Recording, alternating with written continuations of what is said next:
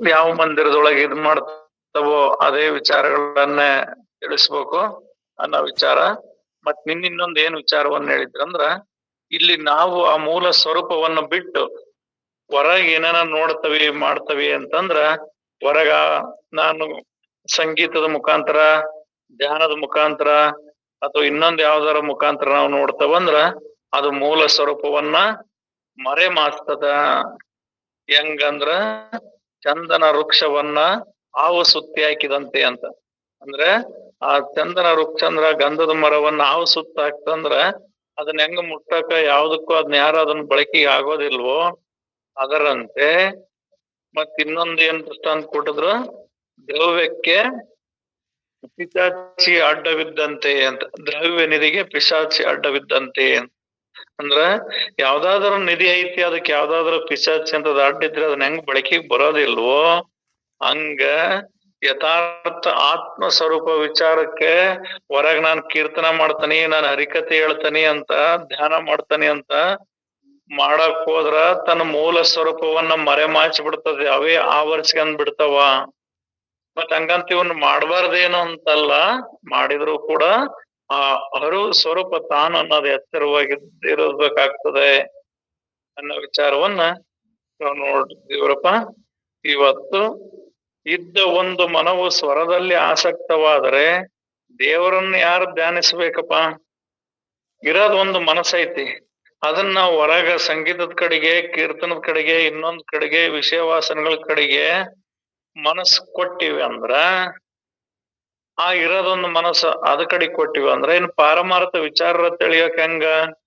ಈಗ ನಾವೆಲ್ಲರೂ ವಿಷಯ ವಾಸನೆಗಳಿಗೆ, ಪ್ರಪಂಚದ ವಿಷಯ ವಾಸನೆಗಳಿಗೆ ಮನಸ್ಸನ್ನು ಕೊಟ್ಟು ನಮ್ಮ ಮೂಲ ಸ್ವರೂಪ ಮರೆಯಾಗಿದೆ. ಹಂಗ ಇಲ್ಲಿ ಇರೋದೊಂದ್ ಮನಸ್ಸು ಆ ಕಡೆಗೆ ಕೊಟ್ಟು ಅಂದ್ರ ಇಲ್ಲಿ ತನ್ನ ಸ್ವರೂಪದ ವಿಚಾರ ಮಾಡೋದರ ಹೆಂಗ, ತಿಳಿಯೋದರ ಹೆಂಗಾಗ್ತದ ಅನ್ನೋ ವಿಚಾರವನ್ನ ತಿಳಿಸದ.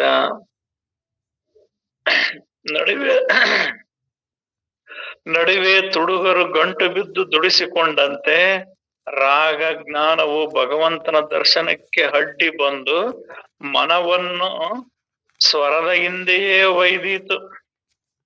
ರಾಗ ಜ್ಞಾನ ಅಂದ್ರೆ ಆಸೆಯಿಂದ ಅದು ಬೇಕು ಇದು ಬೇಕಂತ ಏನಾದ್ರು ಫಲಾಪೇಕ್ಷೆಗಳಿಂದ ಏನಾದ್ರೂ ನಾವು ಕೀರ್ತನ, ಧ್ಯಾನ, ಕರ್ಮ, ಉಪಾಸನೆಗಳನ್ನ ನಾವ್ ಏನಾದ್ರು ಮಾಡ್ತೇವಂದ್ರ ಭಗವಂತನ ದರ್ಶನಕ್ಕೆ ಅಡ್ಡ ಬಂದ ಮಾನವನನ್ನು ಸ್ವರದ ಹಿಂದೆ ಒಯ್ತು. ಅಂದ್ರ ಸಂಗೀತದಿಂದ, ಅಥವಾ ಇಲ್ಲಿ ರಾಗ ಅಂದ್ರ ಸಂಗೀತ ಅಂತ ತಗೋಬೇಕಾಗ್ತದ.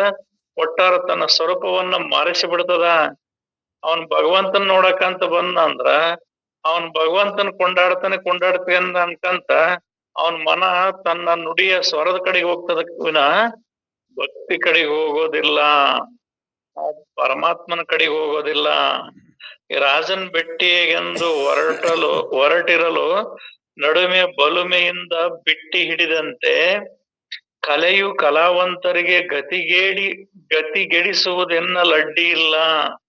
ನೀನ್ ರಾಜನ್ ಬೆಟ್ಟಿಯಾಗಿ ಏನಾರ ಇದು ಮಾಡ್ಬೇಕಂತ ಅಂದ್ರೆ ನಡುವೆ ಇನ್ನೊಂದ್ ಯಾವ್ದಾರ ಅಡ್ಡು ಬಂದ್ ಅದ್ರ ಕಡೆಗೆ ಎಳ್ಕೊಂಡ್ ಹೋದಂಗ, ಇನ್ನೊಬ್ರು ಯಾರ ಬೇರೆ ಕಡೆಗೆ ಬಂದು ಕರ್ಕೊಂಡ್ ಹೋದಂಗ, ಈ ಕಲಾವಂತರಿಗೆ ಯಾವ್ದಾದ್ರು ಕಲೆಗಳು ಇರ್ತಾವಲ್ಲ, ಇಂಥ ಕಲಾವಂತರಿಗೆ ತನ್ನ ಸ್ವರೂಪ ದರ್ಶನವನ್ನ ಪರಮಾತ್ಮನ ದರ್ಶನವನ್ನ ಮಾಡೋದಕ್ಕೆ ಅಡ್ಡಿ ಆಗ್ತದ. ಒಟ್ಟಿಗೆ ಈಶನಲ್ಲಿ ಮನನೆಟ್ಟು ಕೀರ್ತನೆ ಮಾಡುವವನೇ ಎಲ್ಲರಲ್ಲಿಯೂ ಧನ್ಯನೆಂದು ತಿಳಿಯಿರಿ. ಒಟ್ಟ ನಾವೇನೋ ಇಲ್ಲಿ ತಿಳಿಸ್ತಿದ್ವಿ ಈ ರೀತಿ ನಿಮ್ಗೆ ಅಡ್ಡಿ ಆಗ್ತದ ಅಂತ. ಆದ್ರ ನೀವ್ ಏನಾರ ಮಾಡ್ಕೊಳೋದಾದ್ರ ಮಾಡ್ರಿ, ಅದಕ್ಕೇನಿಲ್ಲ. ಆದ್ರ ನಿಮ್ ಮನ ಆ ಭಗವಂತನ ಕಡೆಗೆ ಇರ್ಬೇಕಾಗೈತಿ, ಬೇರೆ ಎಲ್ಲೆಲ್ಲಿ ಎತ್ತ ಹೋಗಬಾರದು. ಯಾವ್ಯಾವ ನಾನು ಅದ್ರ ಕಡೆಗೆ ಮನಸ್ಸು ಹೋತು, ಇದ್ರ ಕಡೆಗೆ ಮನಸ್ಸು ಹೋತು ಅಂತ ಯಾವ ಕಡೆಗೆ ಮನಸ್ಸು ಹೋಗದಂಗ ಕೇವಲ ಪರಮಾತ್ಮನ ಕಡೆಗೆ ಮನಸ್ಸಾಯ್ತಂದ್ರ ಅದೇ ಶ್ರೇಷ್ಠ ಅಂತ ತಿಳಿದು ಬಿಡ್ರಿ. ನಾವ್ ಇನ್ನೇನೇ ಹೇಳಲ್ಲ. ನೀವ್ ಕೀರ್ತನರ ಮಾಡ್ಕೊಡ್ರಿ, ಸಂಗೀತನರ ಹೇಳ್ರಿ, ಭಜನಿನರ ಮಾಡ್ರಿ, ವಾದ್ಯನರ ನುಡಿಸ್ರಿ, ಹರಿಕತಿನರ ಮಾಡ್ರಿ. ಒಟ್ಟಿನಲ್ಲಿ ಏನಾಗ್ಬೇಕು, ಮನ ಆ ಪರಮಾತ್ಮನ ಕಡೆಗೆ ಐತಿ ಅಂದ್ರ ನೀವೇ ಧನ್ಯರು. ಇನ್ನು ಕೀರ್ತನದ ಅಭಿರುಚಿ ಇದ್ದವನಿಗೆ ನಿತ್ಯವೂ ಹೊಸ ಪ್ರೇಮ ಉದಿಸಿ ಭಗವತ್ ಪ್ರಾಪ್ತಿಯಾಗುವುದು ನಿಶ್ಚಿತವೋ. ಅವನು ಕೀರ್ತನ ಮಾಡ್ತಾನಂದ್ರ ಅವನಿನ್ನು ಭಗವಂತನ ಯಾವ ರೀತಿ ಕೊಂಡಾಡ್ಬೇಕು, ಯಾವ ರೀತಿ ಆತನ ಮಹಿಮೆಗಳನ್ನ ತಿಳಿಸ್ಬೇಕಂತ ಅವನ್ ಅದ್ರೊಳಗ ವಿಚಾರ ಮಾಡಿದ್ನಂದ್ರ ಅದು ಭಗವಂತನ ಪ್ರೇಮ ಉದಿಸ್ತತೆ. ಇಲ್ಲಿ ನಾವು ಭಗವಂತ ಅಂದ್ರ ಎರಡು ರೀತಿನೂ ತಗೋಣಕ್ಕಾಗ್ತದ. ಹೊರಗ ಹೇಳಕ್ ಅವ್ರ ಬುದ್ಧಿಶಕ್ತಿ ಇರೋರು ಹೊರಗ ಹಂಗ ತಿಳಿಲಿ. ಇಲ್ಲಿ ನಿಜವಾದ ಅಧಿಕಾರಿಯಾಗಿರ್ತಕ್ಕಂಥವನು ಆತ್ಮ ವಿಚಾರವನ್ನೇ ಪರಮಾತ್ಮ ಅಂತ ತಿಳಿಬೇಕು. ದೇವ್ರು ಅಂತ ಏನಾದ್ರು ವಿಚಾರ ಭಗವಂತ ಅನ್ನೋದು ಬಂತಂದ್ರ ಅದು ಆತ್ಮ ಸ್ವರೂಪದಲ್ಲೇ ನೆಲೆ ನಿಲ್ಬೇಕು. ಹಂಗಾದ್ರೆ ಮಾತ್ರ ಅದು ಸರಿಯಾದ ಕೀರ್ತನೆ ಆಗ್ತದ. ಅದು ಮೂಲ ಸ್ವರೂಪ ಅದೇ ಐತಿ.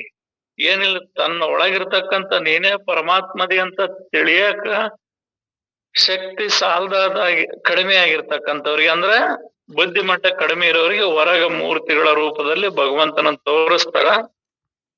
ಮತ್ತೆ ನಿನಗೆ ಆ ಶಕ್ತಿ ನಿನ್ನೊಳಗೆ ಯಥಾರ್ಥ ಮಹಾವಾಕ್ಯಗಳನ್ನ ತಿಳಿಯುವ ಶಕ್ತಿ, ಅಂದ್ರ ಪ್ರಬಲ ಶ್ರುತಿ ವಾಕ್ಯಗಳನ್ನ ತಿಳಿಯುವ ಶಕ್ತಿ ನಿನಗೆ ಐತಿ ಅಂದ್ರ ಭಗವಂತ ಅಂದ್ರ ನನ್ ಬಿಟ್ಟಿಲ್ಲ. ಕೀರ್ತನ ಭಗವಂತನ ಕೀರ್ತನೆ ಅಂದ್ರ ನನ್ನ ಕೀರ್ತನೇ ಅದು, ಎಲ್ಲದ ಆತ್ಮದ ಕೀರ್ತನೆ. ಇಲ್ಲಿ ಭಗವದ್ಗೀತೆಯೊಳಗ ಶ್ರೀಕೃಷ್ಣ ಅರ್ಜುನನಿಗೆ ಅದನ್ನ ಹೇಳ್ತಾನ, ನೀನು ಯಾವ ದೇವತೆಗಳನ್ನು ಪೂಜಿಸಿದರೂ ಕೂಡ ಅದರ ಫಲ ನನಗೇ ಸಲ್ತತೆ. ಅಂದ್ರೆ ಆ ಪೂಜೆ ನನ್ನನ್ನೇ ತಲುಪ್ತತಿ, ನನ್ನನ್ನೇ ಪೂಜಿಸಿದಂತಾಗ್ತದೆ ಅಂತ ಶ್ರೀಕೃಷ್ಣ ಹೆಂಗ್ ಹೇಳ್ತಾನೋ ಹಂಗಿಲ್ ನಾವು ಯಾವ್ದಾರ ಏನೇ ಹೇಳಿದ್ರು ಕೂಡ ಇಲ್ಲಿ ನಮ್ಮ ಆತ್ಮ ಸ್ವರೂಪ ಅದನ್ ಬಿಟ್ಟು ಇನ್ನೊಂದ್ ಯಾವ್ದಿಲ್ಲ ಅನ್ನೋದ ನಮ್ಮೊಳಗ್ ಗಟ್ಟಿ ಆಗ್ಬೇಕಾಗ್ತದ. ಈ ರೀತಿ ಗಟ್ಟಿ ಆತಂದ್ರ ಅವಾಗ ಭಗವತ್ ಪ್ರಾಪ್ತಿ ಆಗುವುದು ನಿಶ್ಚಿತವೋ. ಭಗವಂತನ ಪ್ರಾಪ್ತಿ ಆತಂದ್ರ ತನ್ನ ದರ್ಶನ ತನಿಗಾಗೋದು. ಇಲ್ಲಿ ದೇಹಾತ್ಮ ಬುದ್ಧಿ ಅನ್ನೋದು ನಾಶವಾಗಿ ಆತ್ಮ ಸ್ವರೂಪನೆ ಅಂತ ತನ್ನ ದರ್ಶನ ತನಿಗಾಗ್ತದ.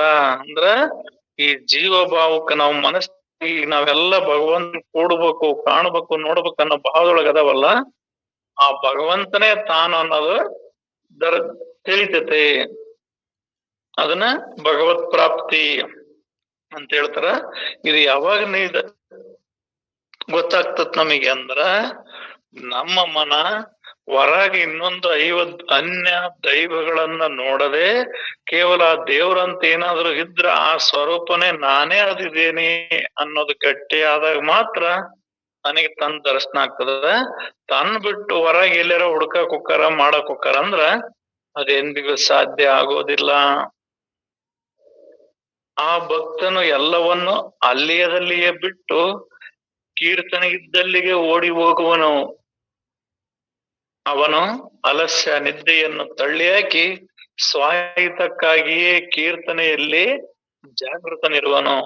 ಅಂದ್ರೆ ನಿಜವಾಗ್ಲೂ ಆ ವಿಚಾರವನ್ನ ತಿಳಿಯುವಂತವ್ರು ತಿಳಿದಂತವ್ರಾದ್ರ ಎಲ್ಲಿ ಆತ್ಮ ವಿಚಾರ ನಡೀತಿದೋ, ಎಲ್ಲಿ ಪಾರಮಾರ್ಥ ವಿಚಾರ ನಡೀತಿತೋ, ಆತ ತನ್ನ ಎಷ್ಟೇ ಪ್ರಾಪಂಚಿಕ ಕಾರ್ಯಗಳು ಇದ್ರೂ ಕೂಡ ಆತ ಅವನ್ನ ಅಲ್ಲೇ ಬಿಟ್ಟು ಆ ಕಡೆಗೆ ಹೋಗ್ತಾನ.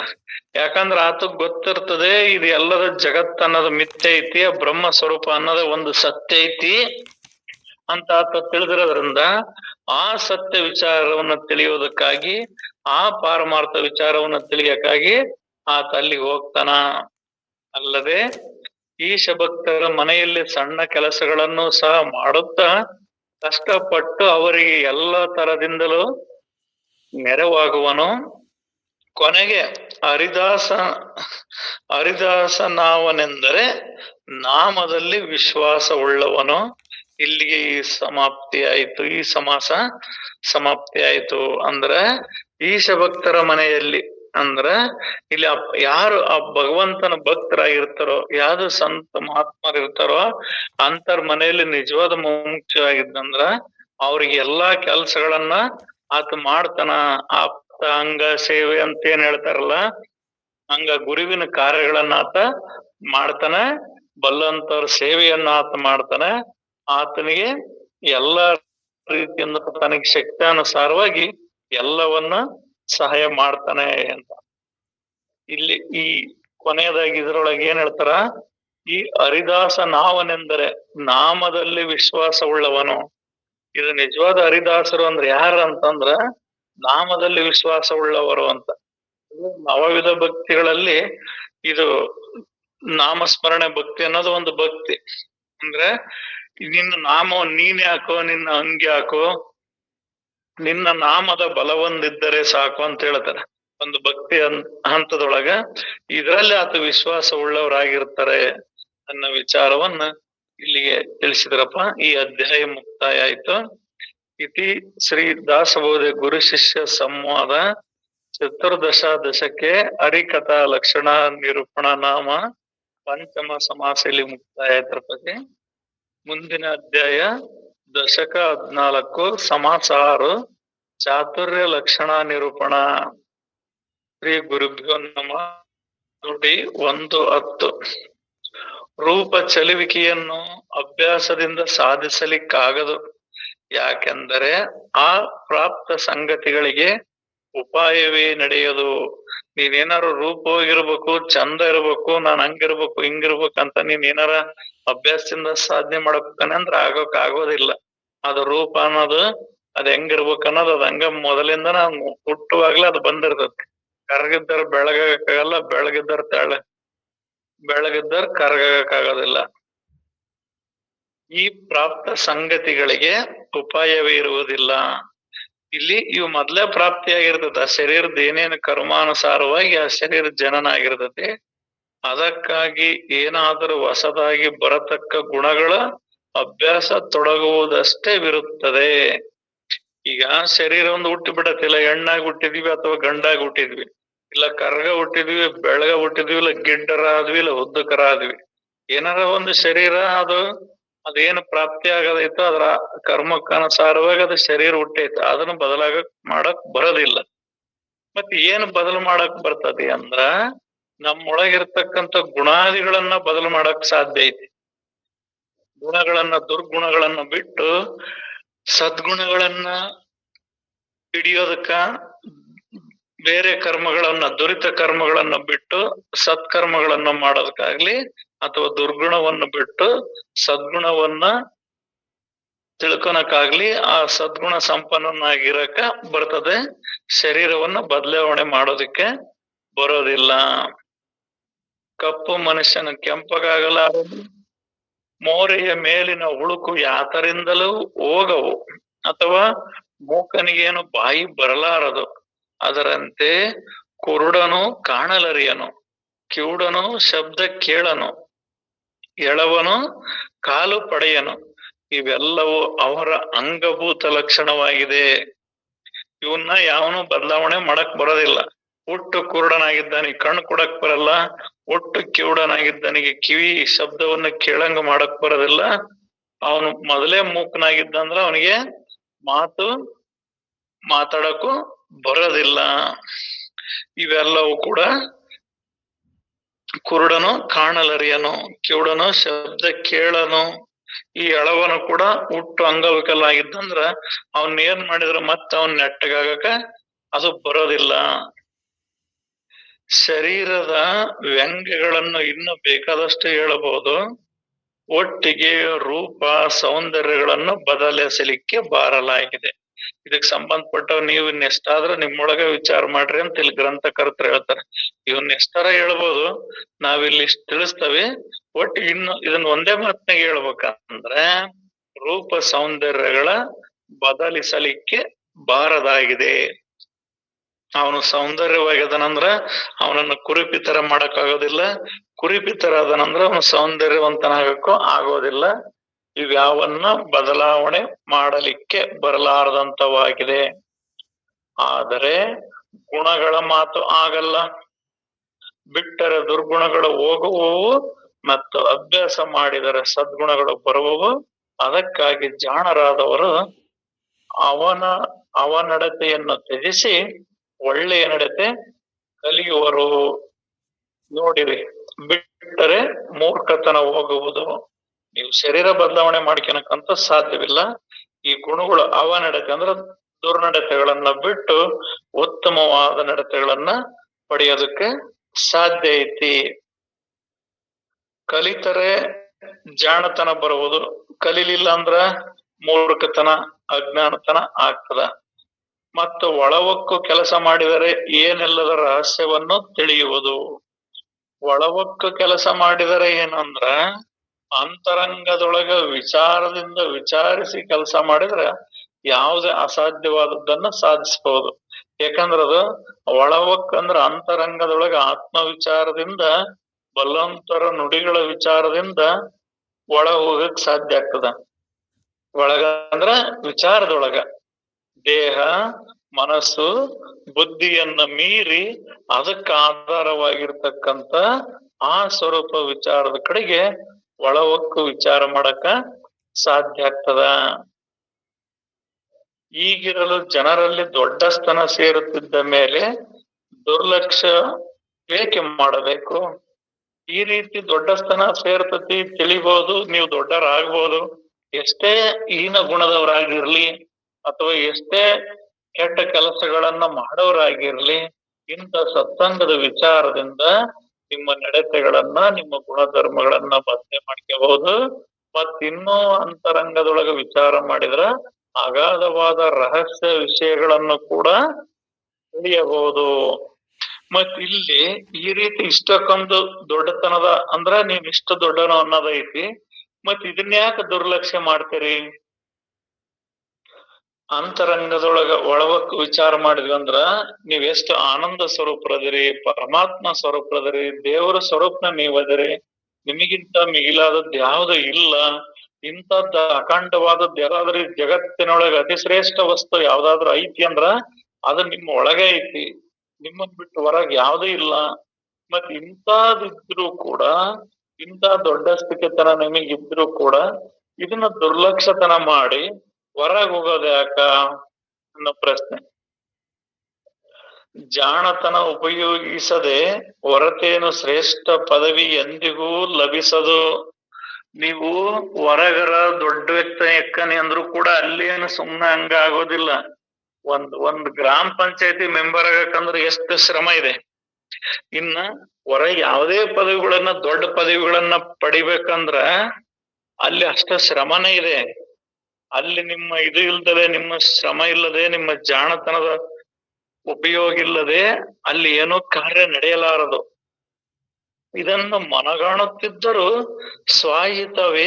ಸ್ವಹಿತವೇಕೆ ಮಾಡಿಕೊಳ್ಳಲರಿಯರಾರಿರಪ್ಪ.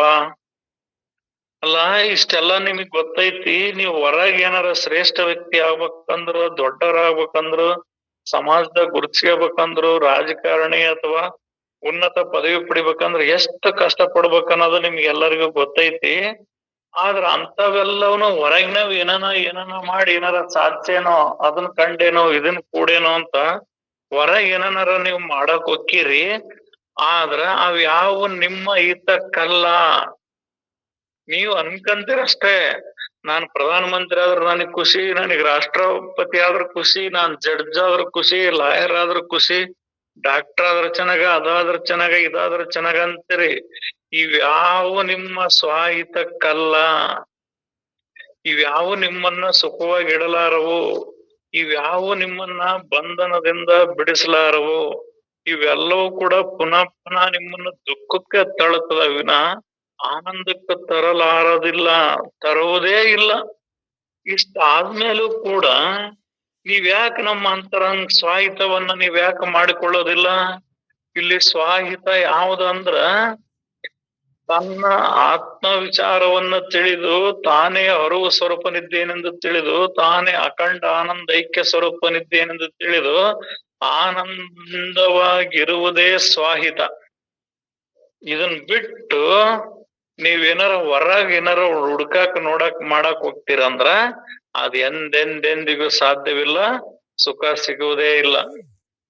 ಇಲ್ಲಿ ಸುಖ ಸ್ವರೂಪ ಒಂದ್ ವಿಷಯ ಹೇಳ್ತಾರ, ಒಂದ್ ಸ್ವಲ್ಪ ಈ ಪದಗಳಿದಾದವು, ಅವು ಎಷ್ಟೆಲ್ಲ ನೀನ್ ನೋಡ್ತಿ ಮಾಡ್ತಾನೆ ಅಂದ್ರು ಸುಖವನರಿಯದ ಹೆಣ್ಣು ಸೂಳೆಯಾದಳು ಅಂತ ಹೇಳ್ತದ.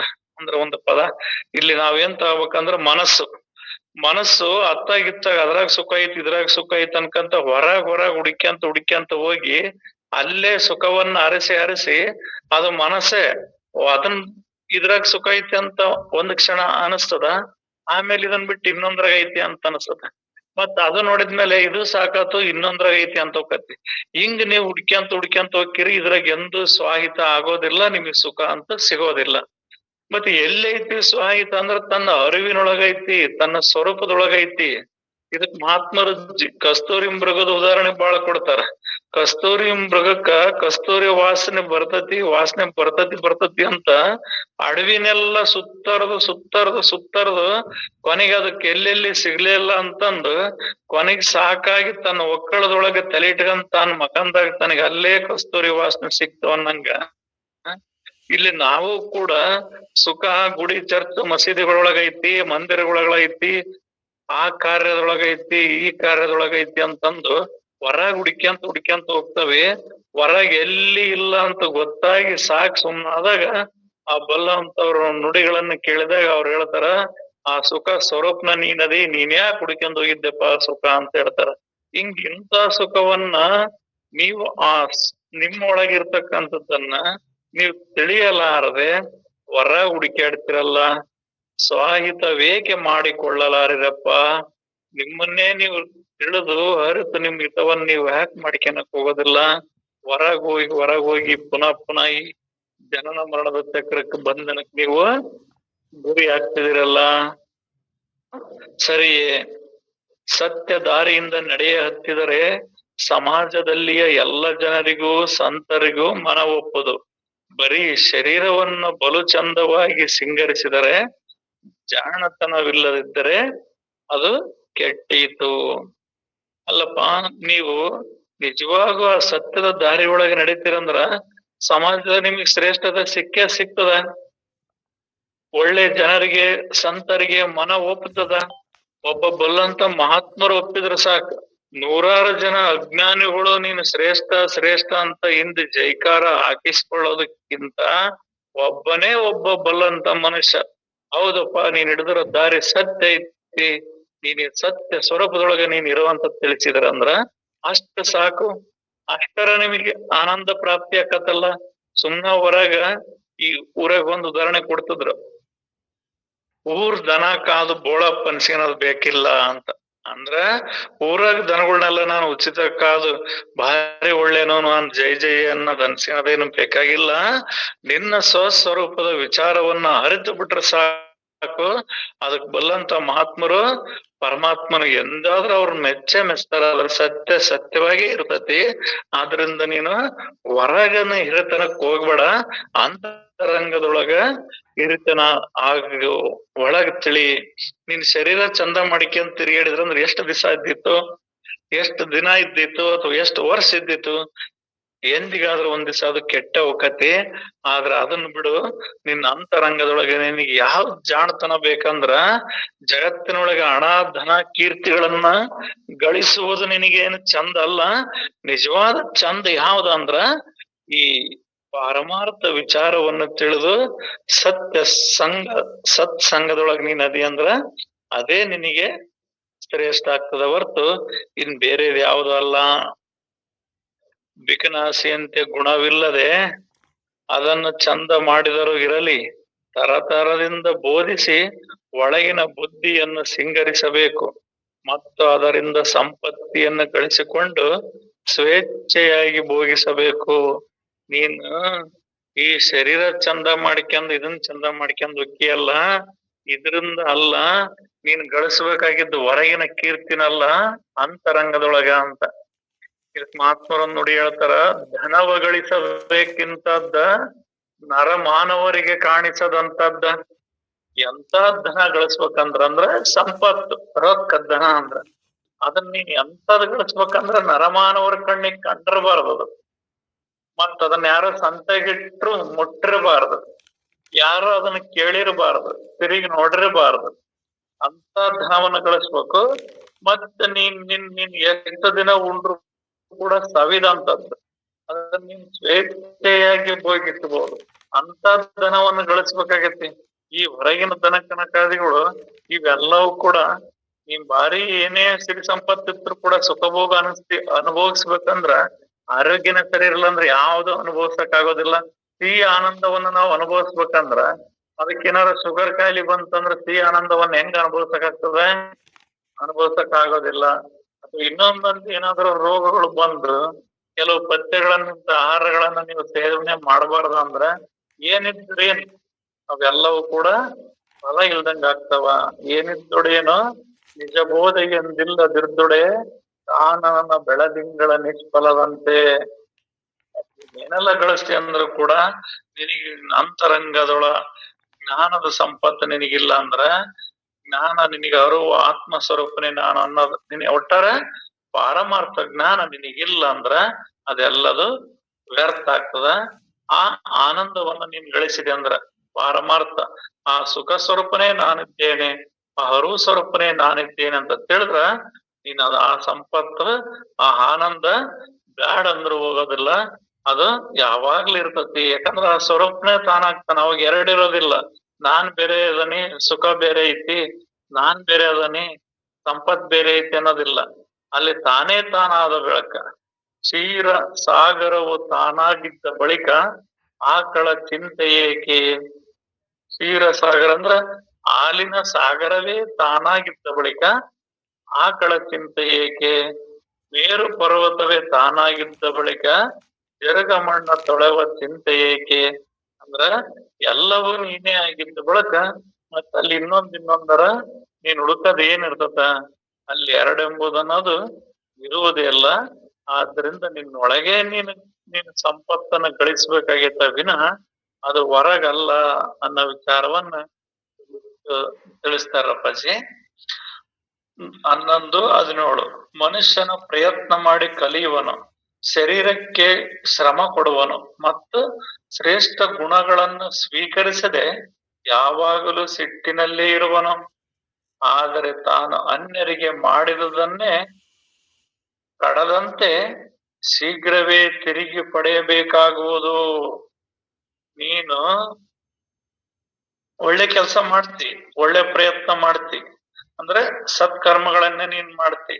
ಅವನ್ನೆಲ್ಲವನು ಶ್ರಮ ಪಟ್ಟು ಶರೀರಕ್ ಬಹಳ ಕಷ್ಟಪಟ್ಟು ನೀನೆಲ್ಲಾ ಮಾಡ್ತಿ. ನಿನ್ನೊಳಗೆ ಸಿಟ್ಟು ರೋಷ ಆಕ್ರೋಶ ಐತಿ ಅನ್ನೋದಾದ್ರ ಅದ್ರದ್ದ ನಿನಗೇನಾಗ್ತದ ಅಂದ್ರ ನೀನ್ ಮಾಡಿದ ಪುಣ್ಯ ನಿನಗ್ ಮತ್ ಬರ್ತದ ಅಷ್ಟೇ. ಅದು ಪಾರಮಾರ್ಥ ಜ್ಞಾನ ತಿಳಿಯೋದಕ್ಕೆ ಸಾಕಾರ ಆಗೋದಿಲ್ಲ. ನೀನ್ ನಾನು ದೇಹದ ನೀ ನಾನ್ ಮನಸ್ಸದ ನೀ ನಾನ್ ಬುದ್ಧಿದನಿ ಅಂತಂದು ನಿನ್ನೊಳಗ ಸತ್ವ ಮತ್ತು ರಜಗುಣ ಮಿಶ್ರದಿಂದ ನೀನು ಸತ್ಕರ್ಮಗಳನ್ನ ಮಾಡಿದ್ದೆ ಆದ್ರ ಒಳ್ಳೆ ಕೆಲಸ ಮಾಡ್ಬೇಕಪ್ಪ ಅನ್ನೋದು, ಅದ್ರಾಗ ರಜಗುಣ ನಾನ್ ಮಾಡಿದೆ ಅನ್ನೋದು. ಈ ರೀತಿ ಗುಣಗಳನ್ನ ನೀನು ನಿನ್ನ ಅಂತರಂಗದೊಳಗೆ ಇಟ್ಕೊಂಡ ನೀನ್ ಕರ್ಮ ಮಾಡಿದಿ ಅಂದ್ರ ಅದಕ್ಕೆ ನಿನಗೆ ಮುಕ್ತಿ ಸಾಧ್ಯವಿಲ್ಲ. ಪುಣ್ಯ ಸಿಗ್ತದ ಕಡದಂತೆ. ಕಡ ಅಂದ್ರ ನೀನ್ ಕೊಟ್ಟಿದ್ನಲ್ಲ ಕೊಡಪ್ಪ ಇವತ್ತ, ಹಿಂದಿನ ವರ್ಷ ಕೊಟ್ಟಿದ್ನಲ್ಲ ಅದಕ್ ಮತ್ ಬಡ್ಡಿ ಅಷ್ಟು ಲೆಕ್ಕ ಹಾಕಿ ಕೊಡಪ್ಪ. ನಿನ್ನೆ ನಿಮ್ ಹೊಲಕ್ ಬಂದಿದ್ದೆ, ಇವತ್ ನಾಳೆ ನಮ್ ಹೊಲಕ್ ಬಾ ಅಂದ್ರ ನೀನ್ ಏನ್ ಕೊಟ್ಟಿರ್ತಿ ಅದನ್ನ ಪಡಿತಿ. ಅದು ನಿನ್ನ ಸ್ವರೂಪ ಜ್ಞಾನಕ್ಕ ಸಾಕಾರ ಆಗೋದಿಲ್ಲ. ಯಾಕೆ ಆಗೋದಿಲ್ಲ ಅಂದ್ರ ಈ ಗುಣಾದಿಗಳಿಂದ ಕೂಡಿ ನೀನ್ ಮಾಡಿರ್ತಕ್ಕಂಥ ಕರ್ಮ ಅಥವಾ ದೇಹವೇ ನಾನಿದ್ದೇನೆಂಬ ಭಾವದಿಂದ ಮಾಡಿರ್ತಕ್ಕ ಕರ್ಮಗಳದವಲ್ಲ, ಇವುಗಳಿಂದ ಫಲ ಪದವಿ ದೊರಕ್ತದ ವಿನಃ ಆತ್ಮಜ್ಞಾನ ಆಗುವುದೇ ಇಲ್ಲ. ಜನರಿಗೆ ದುಃಖ ಕೊಟ್ಟರೆ ಸಹಜವೇ ತಾನೂ ಸಹ ಅತಿ ದುಃಖಿ ಆಗಬೇಕಾಗುವುದು. ನೀನು ಜನಗಳಿಗೆ ದುಃಖ ಕೊಡ್ತಿ ಅಂದ್ರ ದುಃಖವನ್ನ ಅನುಭವಿಸ್ತಿ, ಸುಖ ಕೊಡ್ತಿ ಅಂದ್ರ ಸುಖವನ್ನ ಅನುಭವಿಸ್ತಿ. ಭಾವದೊಳಗ ನಾನು ದುಃಖ ಕೊಡೋನು ಅಲ್ಲ, ನಾನು ಸುಖ ಕೊಡೋನು ಅಲ್ಲ, ನಾನು ಏನೂ ಅಲ್ಲ, ನನಗ್ ಕರ್ಮಾದಿಗಳಿಲ್ಲ ಅಂತೇಳಿ ಪಾರಮಾರ್ಥ ವಿಚಾರವನ್ನ ತಿಳಿದಿ ಅಂದ್ರ ಇವು ನಿನಗ್ ಸಂಬಂಧಕ್ಕ ಬರೋದಿಲ್ಲ. ಸುಖ ದುಃಖ ಪಾಪ ಪುಣ್ಯಗಳು ಎಲ್ಲಿದಾವ ಅಂದ್ರ ಪೂರ್ವ ವಿಚಾರದೊಳಗದವು. ಆದ್ರೂ ಕೂಡ ನೀನು ಏನೆಲ್ಲ ಮಾಡ್ತಿ ಅಂದ್ರು ಕೂಡ ನಿನ್ನ ಅಂತರಂಗದೊಳಗ ಯಾವುದೇ ಫಲಾಪೇಕ್ಷೆ ಇಲ್ಲದೆ ನಿಷ್ಕಾಮ ಭಾವದಿಂದ ಕರ್ಮವನ್ನು ಮಾಡಿದ್ದಾದ್ರ ನಿನಗೆ ಯಥಾರ್ಥ ಆತ್ಮಜ್ಞಾನ ಪ್ರಾಪ್ತಿ ಆಗ್ತದ ಅನ್ನೋ ವಿಚಾರವನ್ನ ಇಲ್ಲಿ ತಿಳಿಸ್ತಾರ ಪ್ರಜೆ. ಎಲ್ಲರಿಗೂ ಶರಣಾರ್ಥಿಯಪ್ಪ. ಉಳಿದ ಭಾಗವನ್ನು ಮತ್ತೆ ನಾಳೆ ನೋಡನ್ರಿ. ಶರಣಾರ್ಥಿ ಪ್ರಜೆ.